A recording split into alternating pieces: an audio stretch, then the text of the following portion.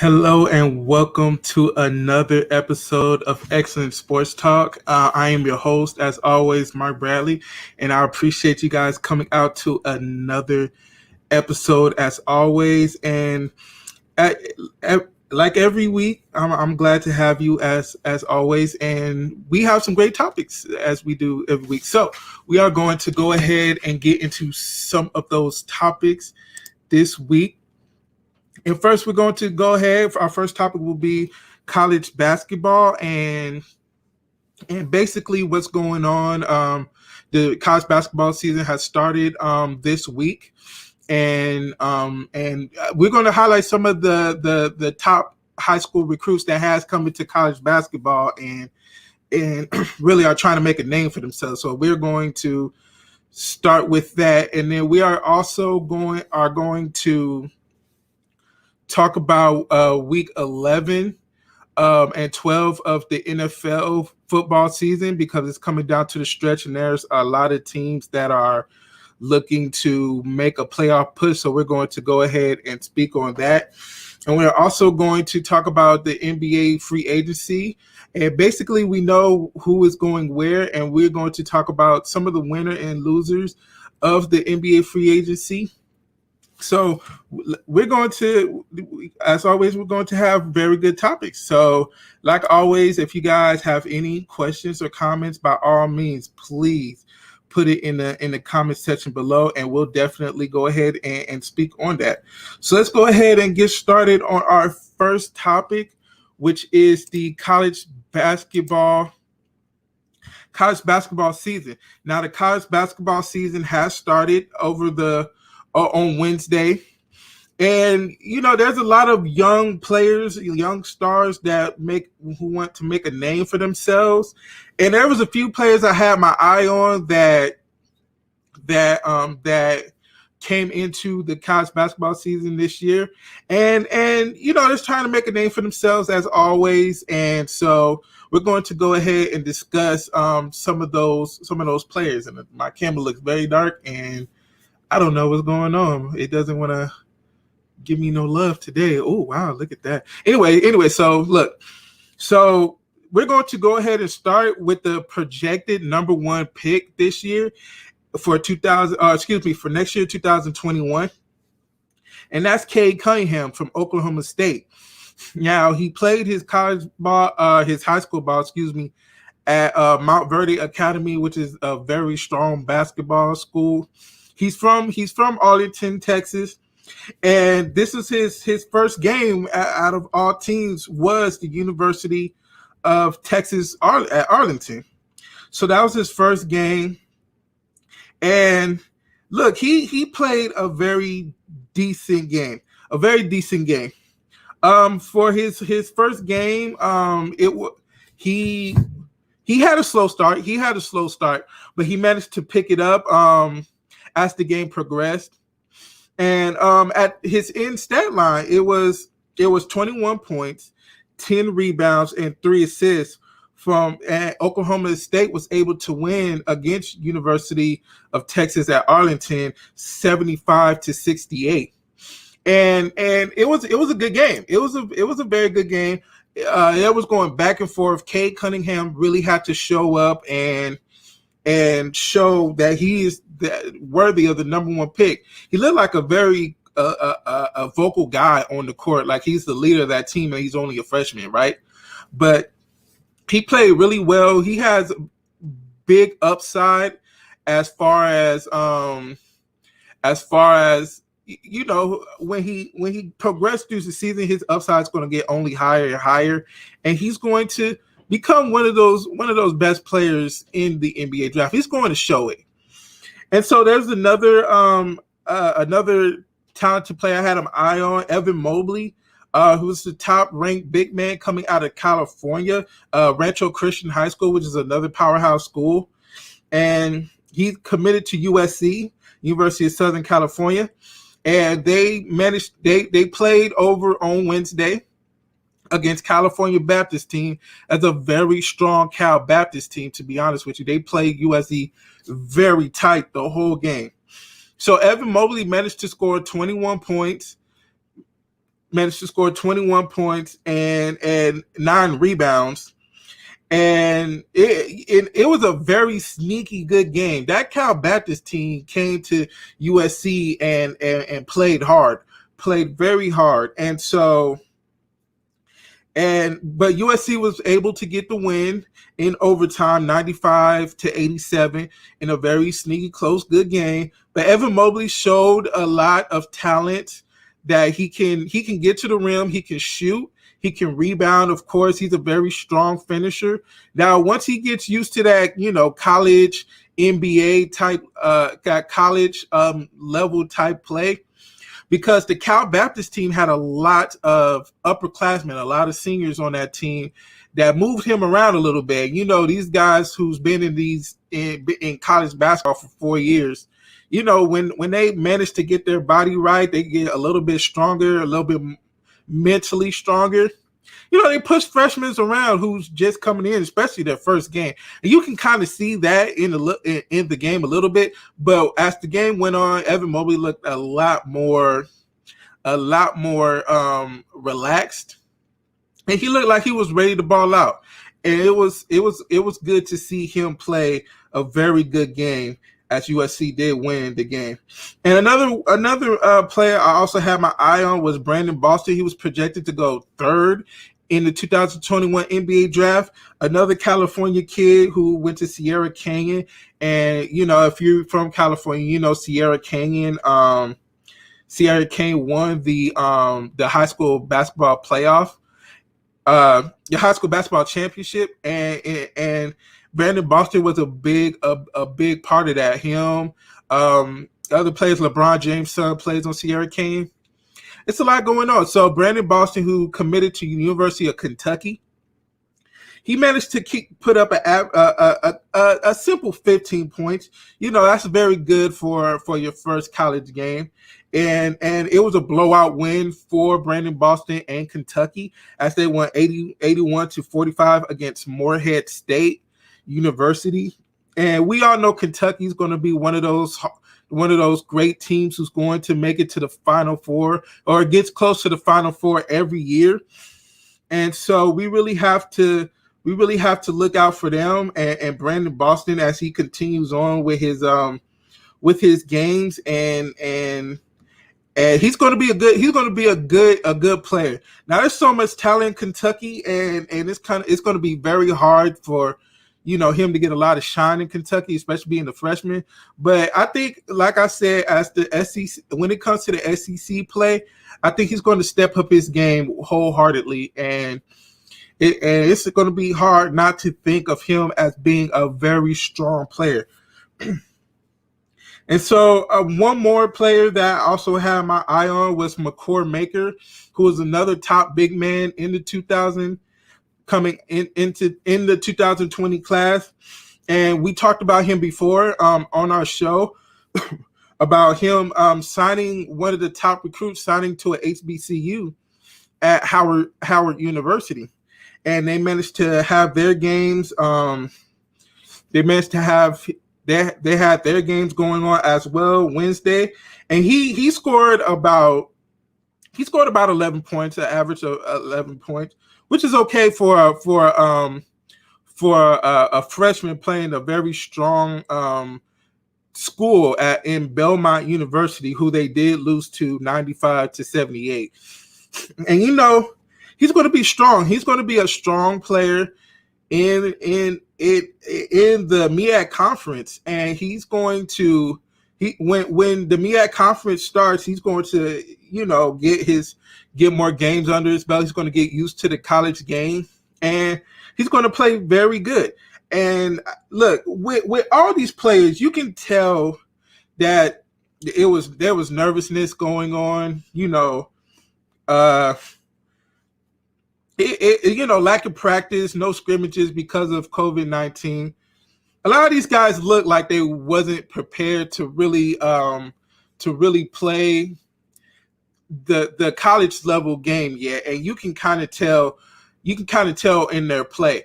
But like I said throughout this whole segment, as long as they're continuing to play their game, playing the game. Once they get into their conference play, as far as Cade Cunningham, Mccoy Maker, Evan Mobley, and Brandon Boston, when they get into league play, playing their teams that they're supposed to, beat in their conference to make it to the NCAA March Madness tournament, they're going to get a lot better. They're going to play very hard. It's going to be fun to watch a lot of these guys play this year, and you really have to look out for all these players. And there's so much more players I didn't get to that are playing this year, and so it's going to be fun. It's going to be very fun to watch these young guys play and grow into star players in the college basketball game. And so with that, you just have to be on the lookout. You just have to be on the lookout for these players, these guys. They're going to be top-notch players. So let's go ahead and for this show, I'm doing a lot of new things. As you can tell, I had the intro music going on. I'm trying to do a little bit new things. So what I have for you guys, I'm gonna go ahead and take about a minute break. I have highlights of Cade Cunningham's first game against University of Texas at Arlington, and I will be back in a minute. And so I hope you guys enjoy the highlights. Hour and a half east of Dallas. 6-0 run for UTA over the last 2.5 plus Cowboys. Cunningham down the lane with the left hand scores. He's got to attack. He's got to use that 6'8" frame against this type of team and get to the basket. Another opportunity, likely underneath, trying to keep it alive. 3, Cunningham, good! Good kick out by Likely and a good smooth release by Cade Cunningham. Screen set by Moncrief. Cunningham gets it to fall. Oh, he earned that one because what they did was they backed Rojas all the way into the lane as their center. He did not shoot well last year, only 29%. And Cade at the other end says, I will respond to that in up. Azor comes in as their best player on paper. They have a lot of weapons. Look at that move. Strong move. Did a nice job of taking that ball away from the defender and scooping it off the glass. Bounce, come back in and touch it, but not if you still have possession of the ball. Cunningham playing with some grit here. He looked like he was a man. Okay, welcome back. That was Cade Cunningham's highlights. As you can tell, he's a strong player. He's going to be good in the NBA, and he, once it's a game involved, it's going to be the sky's the limit for him. So let's go ahead and continue on to the NFL week 11 and 12. So as we know, it's the last stretch of the NFL. It's coming down to it, and it's been very good football being played up to this time. And so we want to go ahead and speak on some of the highlights, some of the best games of the NFL last week. And so, excuse me, let's go ahead and start with the Browns versus the Eagles. Now, the reason why this was a big game because this was a huge game that they needed. They're in the playoff competition. They haven't been in the playoffs in such a long time. So it was a big week for them to get a win against a very bad Eagles team. A very bad Eagles team, guys. So this was a very big game for them. And the Cleveland Browns was able to pull out the win against the Eagles, 22-7. Baker Mayfield didn't have the best game, but for some reason, Cleveland is just having these windy, ugly looking games. And it has been for the past 3 weeks. This was no different. So Baker Mayfield only went 12 completions with 22 attempts, 204 yards, and no touchdowns.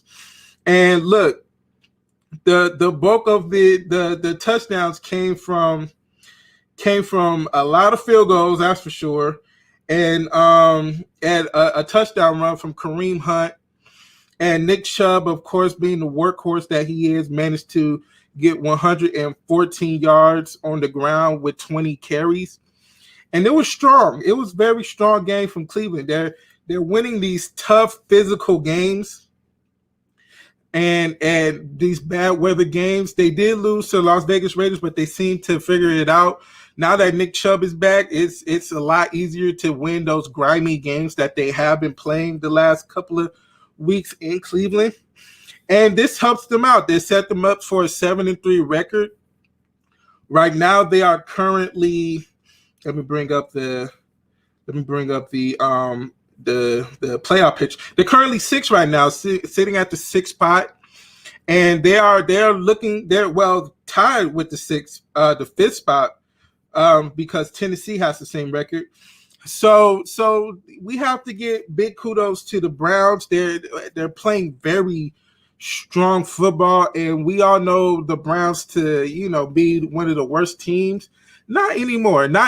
This year has proven that they can play now, and it's really good. It's really refreshing to have the Browns winning because their fans, their loyal fans, it's long overdue for them for sure, and so they deserve everything that they have coming for them.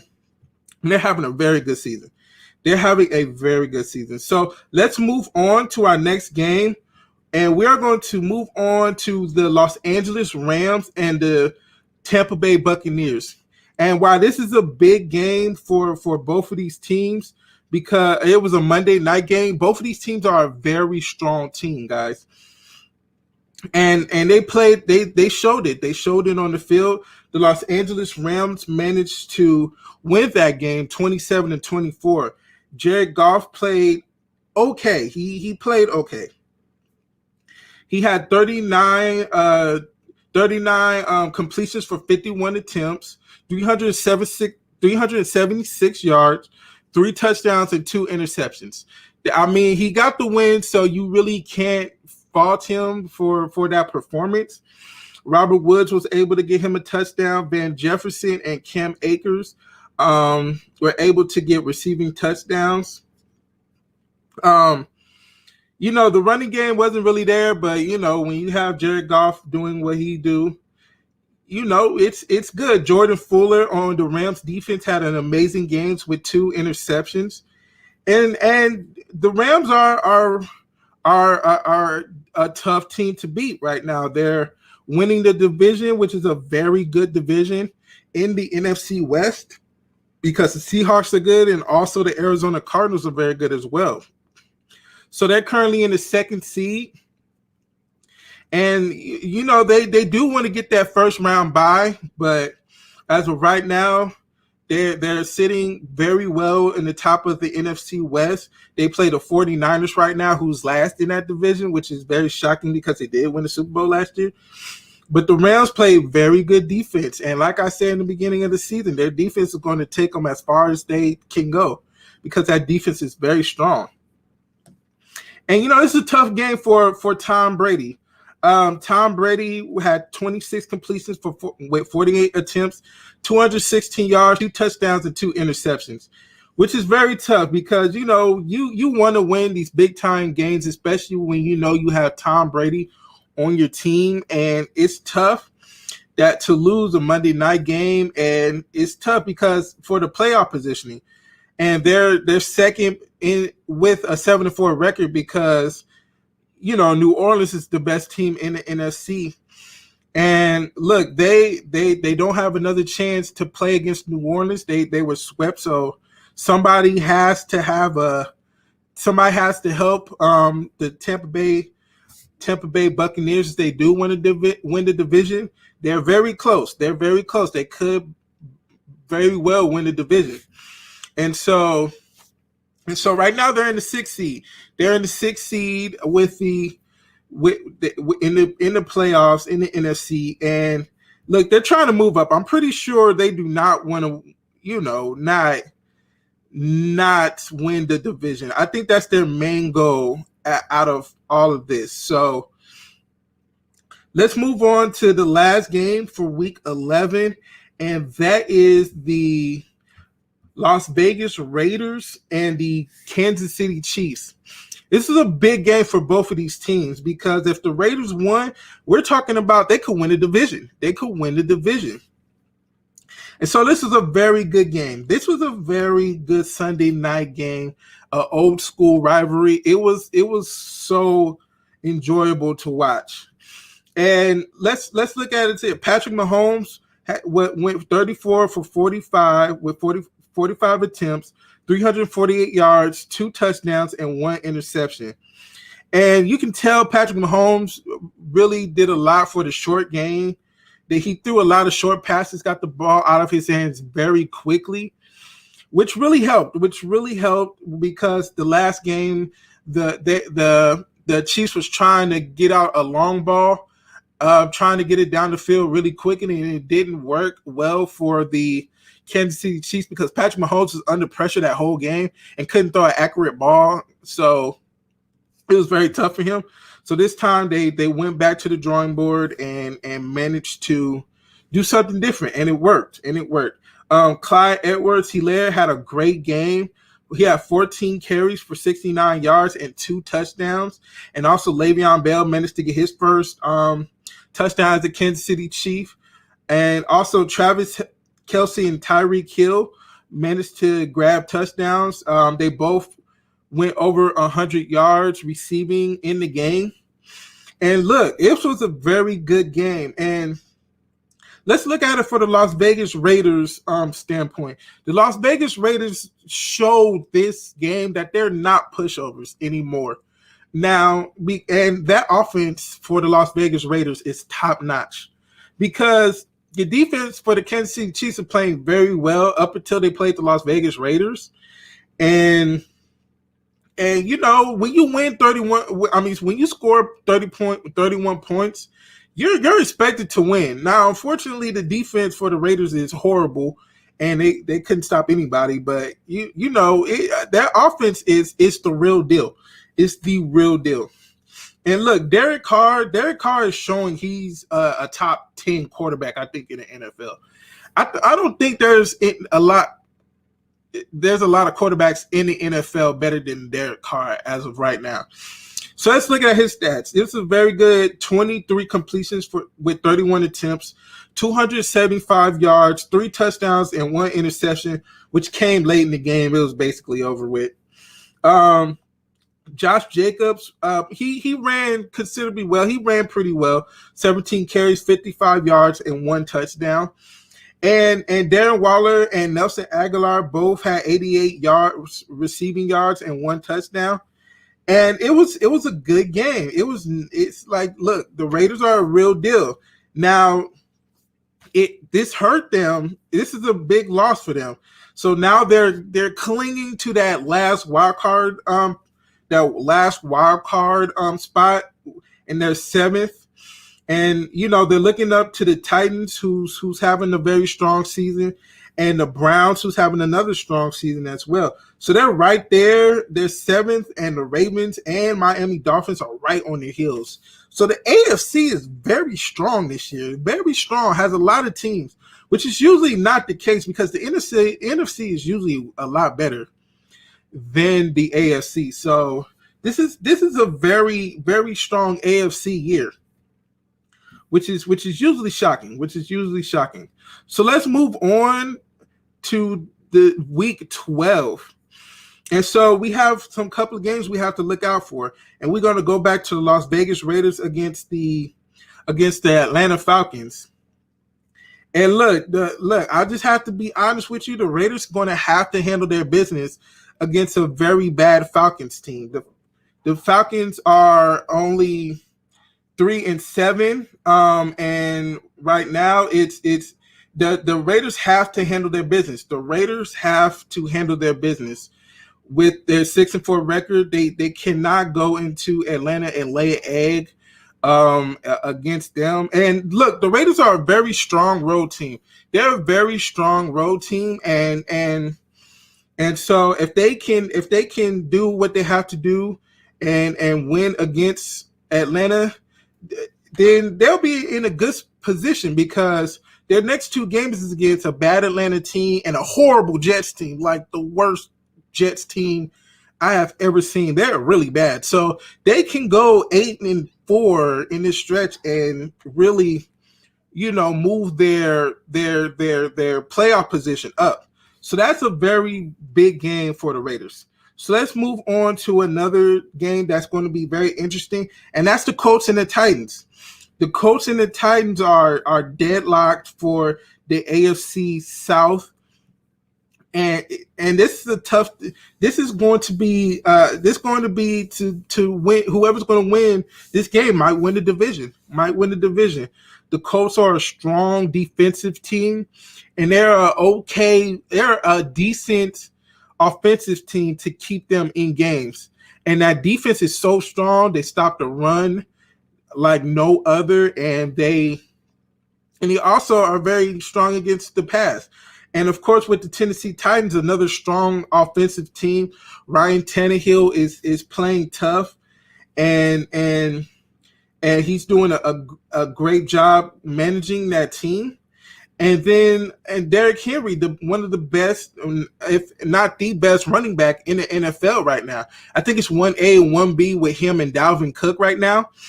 But this is a good game people have to look out for, man. This is a divisional game. Like, this is a divisional game like that. This is going to determine the division. And so whoever wins this is in Indianapolis. Indianapolis played very well at home. And look, Titans going to have to bring their A game if they want to win this division. And so let's look at one more game that's going to be a very strong one. And that's the Ravens and the Steelers. Now, the reason why this is another strong game, because the AFC North is by far the best division in the NFL. I truly believe that. So, look, the Steelers are undefeated, strong team, plays very good defense. Ben Roethlisberger is good. Chase Claypool is emerging to be a strong star for Pittsburgh in his rookie year. And Juju Smith-Schuster is having another great year as well. And the Ravens, who are struggling right now, are trying to get into that playoff push. They're right behind the Raiders, trying to get to that 7th seed. So they have to win this game. They have to find a way to win this game. And look, I have to say, Lamar Miller needs to show that he's that MVP like last season, because he's not showing it this year. I don't think he's really, taking that step up to be a top-tier quarterback like a Patrick Mahomes. So he has to figure out a way to win these big games. He has to find a way. So those are the games that really needs to be paid attention to a little bit more. So we are going to go ahead and take another break, actually. So we are going to go ahead and take another break, and we will be back. So I have some of the highlights of the Las Vegas Raiders and Kansas City Chiefs Sunday night football game, which was another classic. It was another strong game. And so we will be back very soon. So I hope you guys enjoy. Stays in there, and he's up, lead the way. Does he lead the way here? And to the end zone, touchdown. So Jacobs takes it in a great opening drive. 4 first downs on the drive. The timeout, it's 1st and goal from the 3. Hill will take the short toss and walk it into the end zone.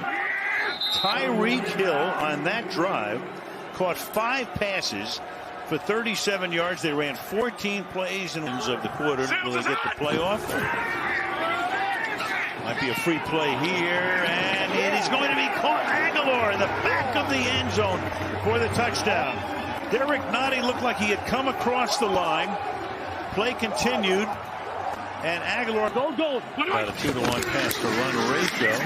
Keep it on the ground this time, and it was in there. With that second effort, does he get there? No signal yet from the official. Now 6.5 left in the quarter. They've had it the entire third quarter. Edwards-Helaire inside the 5. Edwards-Helaire diving into the end zone. They give him the touchdown. Guy in the booth right now. Agreed. Second down and goal from the 3. Looking right, then left, and then a wide open. Waller couldn't be any more open. And is moving. Toss here. Bell. Can he get to the end zone? Yes, he can. Touchdown.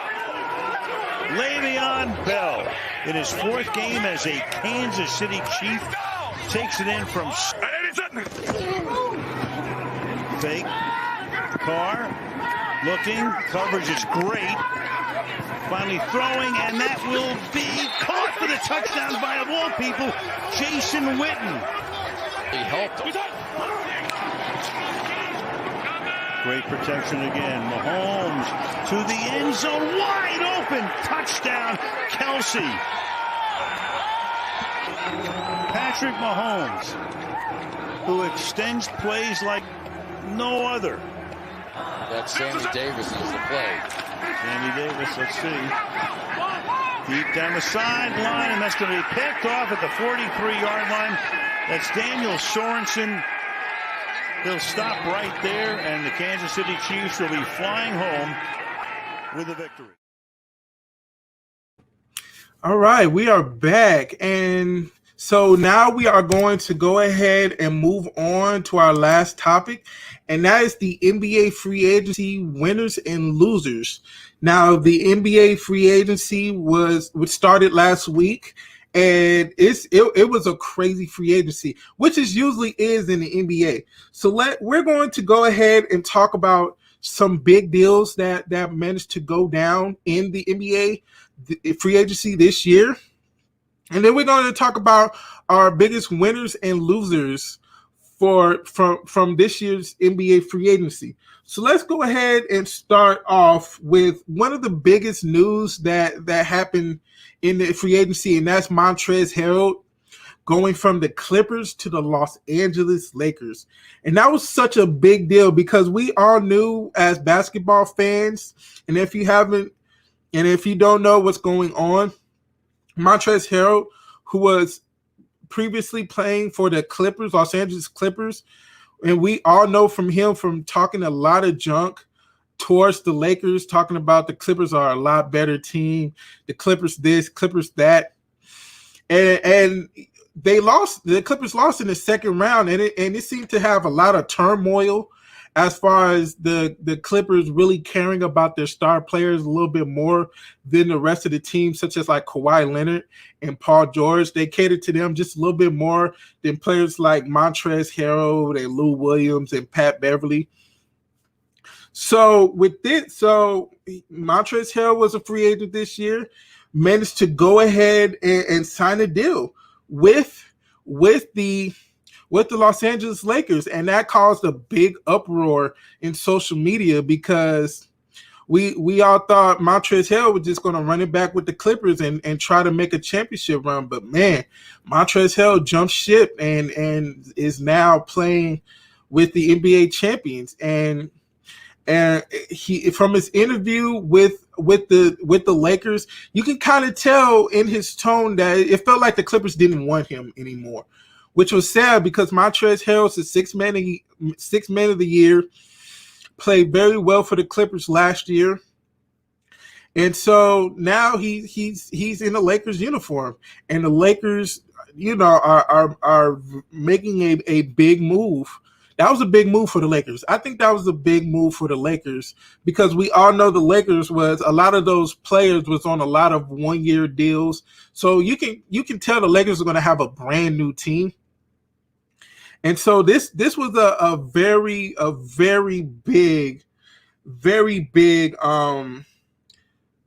move for the Lakers.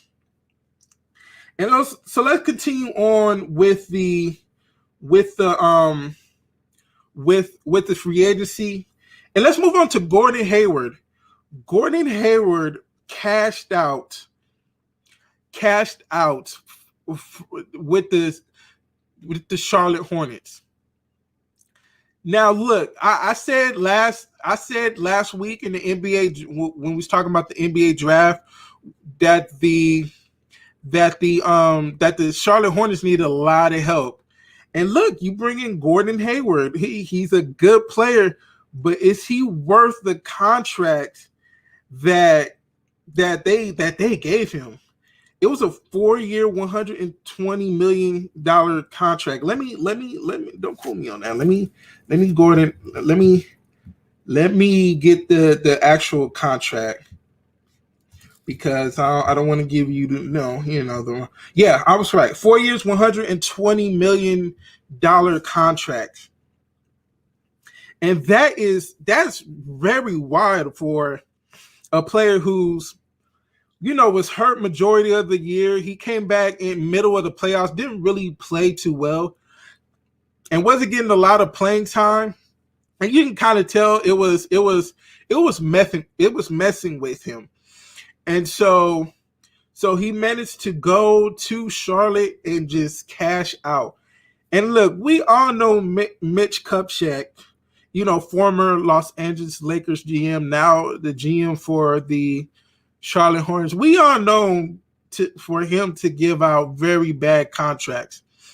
So we have to really take a look at Mitch Kupchak history. When he was with the Lakers, he signed Timothy Mozgov to like one of the worst contracts you can possibly give anybody for a guy who was not worth that contract. He was like a bench player, to be honest with you.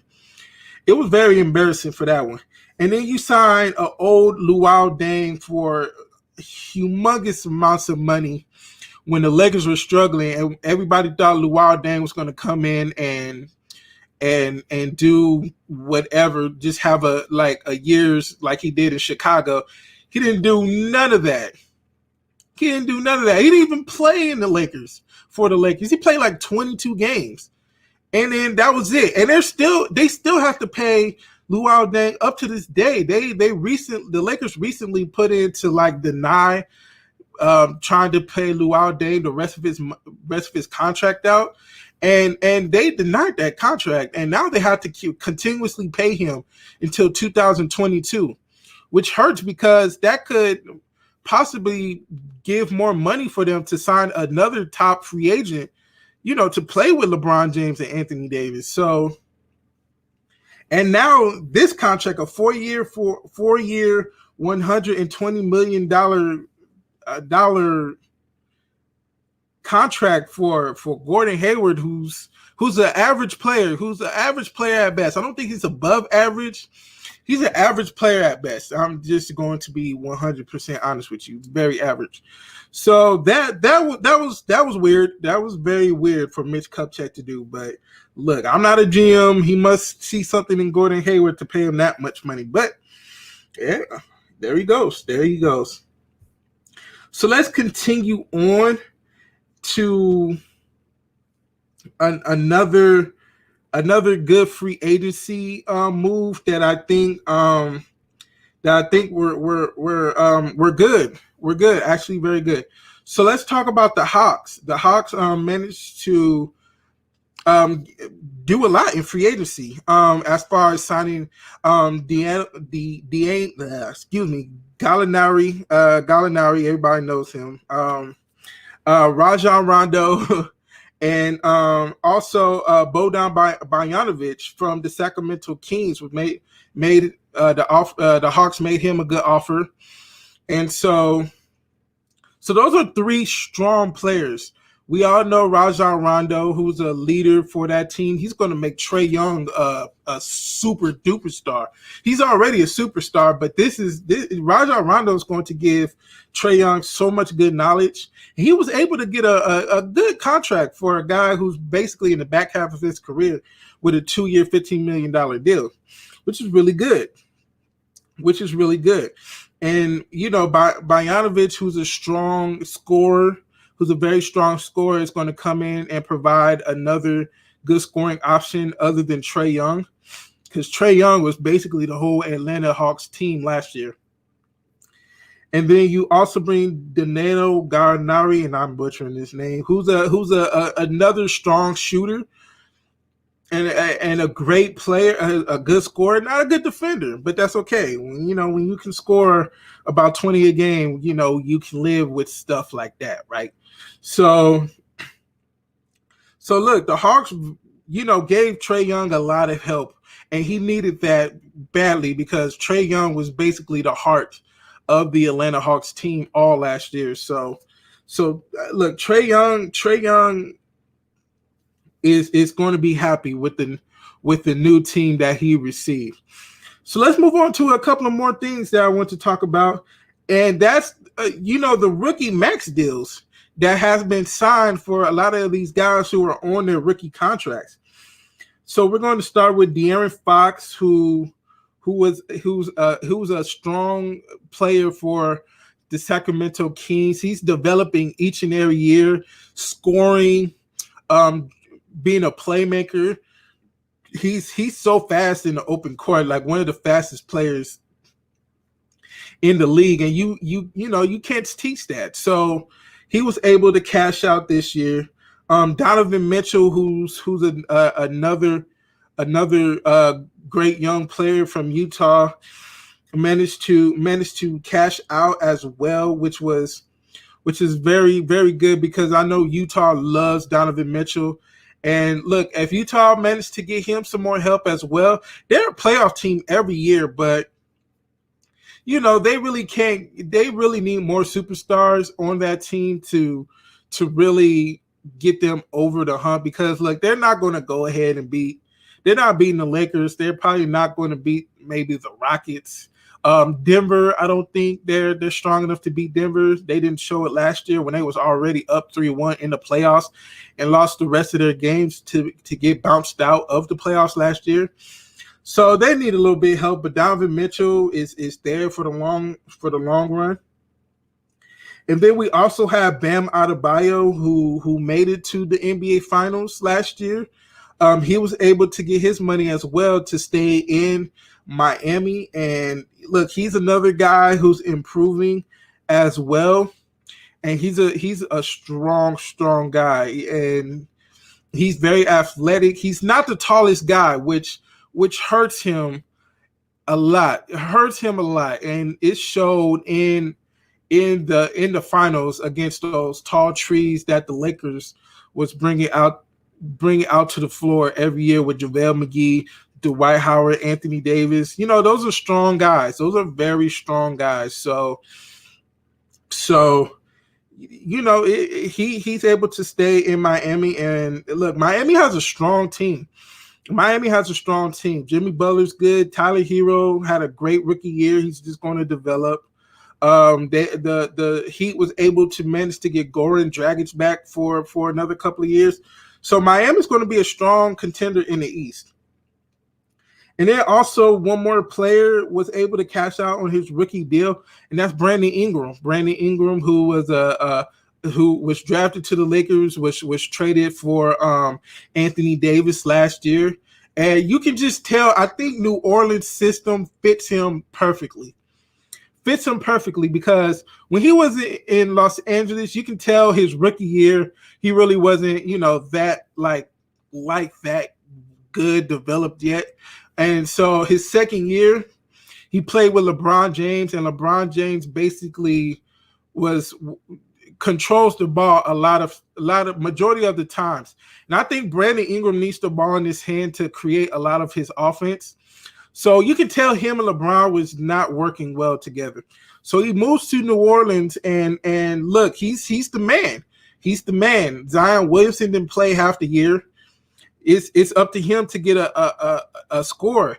And look, Lonzo Ball is not that type of guy to give you 20 points a game. Brandon Ingram was that guy. Brandon Ingram played very well this year. You can tell his body's getting a lot bigger. He's getting very strong. Even though he looks skinny, he's getting stronger. His shot looks very consistent. He can create space. He has a good mid-range game. And he's able to take it all the way to the bank. Now his play took it all the way to the bank, and now he's in New Orleans. He has a nice fat contract, and they have a lot of young superstars out there. that's going to develop with each other and really make a strong playoff push for next year if they can stay healthy, because we all know Zion Williamson, he's a fragile guy. Lonzo Ball's going to have to step his game up a lot. And, if they can rebuild around that team and just add, some very smart veteran role players on that team, they could make a strong playoff push, like an 8 or 7 seed. I think they have that in them. So let's go ahead and talk about our winners and our losers. So let's start off with our losers. I think we're going to start off with the Charlotte Hornets, guys. Look, when you pay Gordon Hayward that much money and the rest of the team is really not that good, it's hard to figure out what's going on in Charlotte. I don't know if it's Mick Kupchak, Michael Jordan not knowing what they're doing, but look, they still need a lot of help. Now, Devontae Graham is a strong scorer. He's good. Gordon Hayward, he's average, and we're going to have to see how LaMelo Ball turns out in the NBA. But look, maybe that's their 3 they're going to go in with and hopefully win them games. But look, I just don't know. So they're definitely a loser in the NBA free agency. And let's go ahead and move on to another loser, one more that I think had a rough offseason, just to be honest. But I mean, the offseason is still not over. They could manage to get something good, but it's the Los Angeles Clippers. I think the Los Angeles Clippers had a very rough offseason because you lose Montrez Herald. You're basically probably going to lose Lou Williams because he does not want to be in Los Angeles anymore, and he wants to be traded. And they're trying to trade Lou Williams. The Los Angeles Clippers are. And then look, Serge Ibaka, you bring him back in. You bring him to the Los Angeles Clippers, a very strong defender. He can space the floor with his shooting as well, and he can block shots. Now, is he past his prime? I don't know. He's not the tallest guy either. So look, I don't know. We have to see if he can fit well with the Clippers. And then you also signed Marcus Morris to a 4-year, $64 million contract. Look, I don't think Marcus Morris is worth $64 million. He's a good player. Don't get me wrong, but a 4-year, $64 million contract, I think that was a big desperation move because of the Clippers losing Montrez Harrell. I don't think that they wanted to lose Montrez Harrell at all, but then you panicked and signed Marcus Morris to a 4-year, $64 million contract, and then you signed Serge Ibaka. I don't know if this is going to be I don't know if they got any better, as I'm going to say. I don't know if they got any better, the Los Angeles Clippers, because they didn't manage to get a leader. They need a point guard bad. Look, Patrick Beverly is, one of those guys that's going to be very well playing defensively, but he's not a leader. He's just a very loudmouth guy that just likes yelling at guys, and really is not going to lead a team. So I thought Rajon Rondo was would have fit the Clippers like glue. That would have been a perfect signing for the Clippers. That right there would have put them over the edge. They would have had that vocal leader to really lead that team into the playoffs, and then when you get playoff Rondo, if he played like he did in the finals in the whole playoffs last year, the Clippers would have been dangerous. Would have been very dangerous. If they would have managed to get Rajon Rondo and kept Montrez Harrell, dangerous team. That would have been, they really could have challenged the Lakers for a championship. But they didn't. They did not get Montrez Harrell. They didn't manage to keep him or get Rajon Rondo. So they need a point guard that's a leader.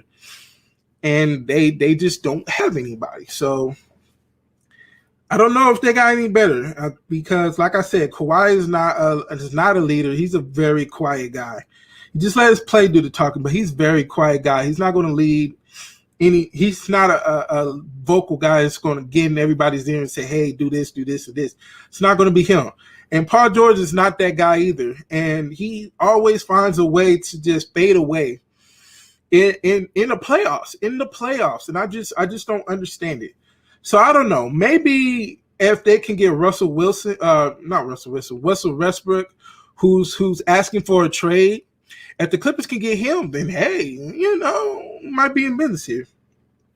So those are my two losers. Let's go ahead and talk about my two winners so far in the free agency, and that's the Los Angeles Lakers. Absolutely. When you manage to get the sixth man of the year, you managed to get a trade for the second runner-up for basically nothing. I mean, the 28th pick, that's nothing. And then you're able to keep KCP a strong role player for the Los Angeles Lakers and a key player for them winning the championship. He came back to the Los Angeles Lakers. That was a great signing for them. And then you also pick up Marc Gasol, who was a very strong defender as well, a very strong defender. He's a little bit past his prime now, but it's okay. He was a strong defender last year for the Raptors, and can stretch the floor. He can shoot his threes. That's going to open up Anthony Davis and his game a bunch because, last year they had a bunch of guys that clawed the lane as far as JaVale McGee and Dwight Howard. Those dudes couldn't stretch the floor like Marc Gasol could. So Anthony Davis is going to have a lot of room to operate down there, and LeBron James as well. LeBron James coming down transition, he can kick it out to Marc Gasol or just take it to the hole because there's nobody that's going to be there to defend him. So the Los Angeles Lakers, look, they reloaded because, like I said, they had a lot of guys on one-year contracts. JaVale McGee, who was traded to Cleveland, Dwight Howard, who left to Philadelphia, Rajon Rondo, who left to Atlanta, Avery Bradley, who left to Miami. Everybody left, so they have to reload somehow. They was able to keep Kostas Antetokounmpo, Giannis' brother, and if he can develop into like his brother, I think that's going to be a big deal because he's very athletic. And he's a long guy as well. I mean, all the Antetokounmpo brothers are just big, long, skinny guys, except Giannis because he's very strong. He's a very built guy. So the Lakers were able to really do a good job. Also, I want to talk about another wild card that I'm going to talk about quickly. The Suns. The Suns was able to make a good free agency. Trade for Chris Paul. They get him. And then Devin Booker's already there. You get Jay Crowder. DeAndre Ayton's a strong center. The Suns are going to be a team to look out for. I think they can sneak into the playoff position, into playoff in the Western Conference. And look, the Suns need a point guard. They got a point guard extraordinaire with Chris Paul. He's a leader. The Suns are going to have a good year. And so my last winner I want to talk about is the Atlanta Hawks. The Atlanta Hawks was able to do a great job in free agency. Bringing in Rajon Rondo. Of course, he's in his back half of his career, but he's still a strong leader.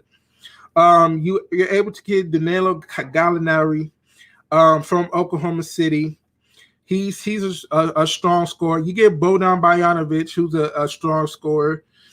And then you also draft Onyeka Okongwu, who's a great defender, a very athletic guy to hold down that center spot. I think he's going to play center because John Collins is still there. He's another athletic guy as well.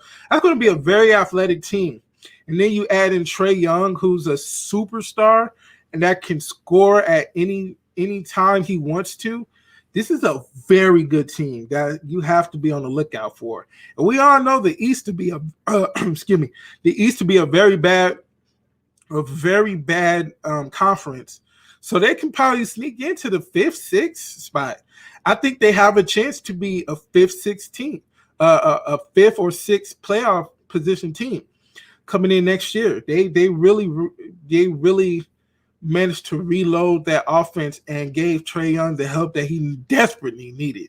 He desperately needed that help. So the Atlanta Hawks are big winners in my book. So I just want to thank you guys for coming onto the show. We definitely did something different, and I'm definitely planning on improving the stream. So with that, we are going to go ahead and end the show. Like I said, I want to thank you guys each and every week from coming out to the show. We're going to be here again next week and with more great topics. So until then, I will see you guys next week. And if you're on Twitch, I'm just ending the stream. Usually I host somebody, but not this time. And on Facebook and YouTube, I will see you guys next week. Peace.